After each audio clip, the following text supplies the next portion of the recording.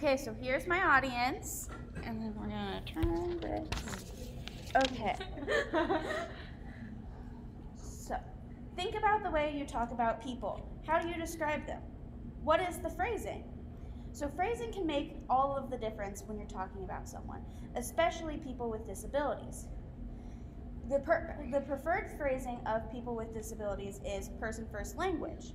This language encourages a positive viewpoint of those with disabilities, and when you use this language, you need to understand the history of person-first language, what it is, and its purpose. So, the history of person-first language, it kind of began in the disability rights movement back in the 70s. So, before person-first language was used, commonly disabled people were referred to as having handicaps or being handicapped people.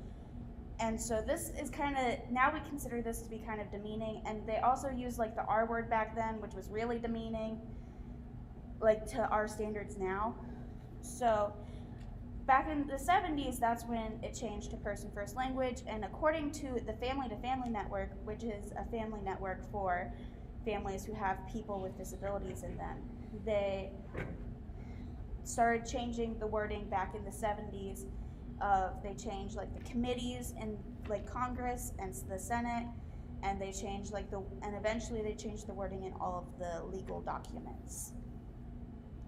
So, what is person-first language?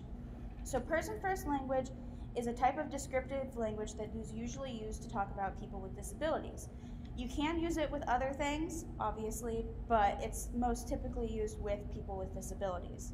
So person-first language would be saying someone with a disability versus a disabled person, or saying someone who uses a wheelchair instead of like wheelchair bound, which is a bad thing to say.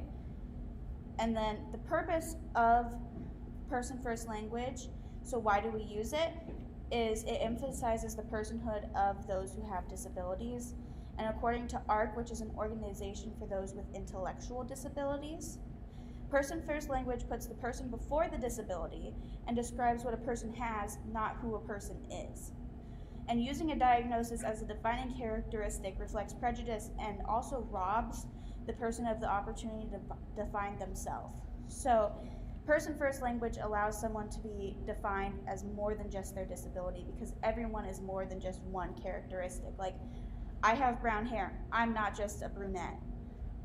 Like, people who have blonde hair are not just a blonde.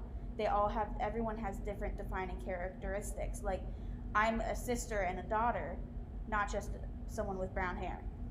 And people with disability are siblings. They can be parents, they can be grandparents even, not just their disability. So we use person-first language to help see people with disabilities as more than just their disability. And when using it, you have to understand the history, what it is, and the purpose. And that is all. And here is my audience yet again. Yay!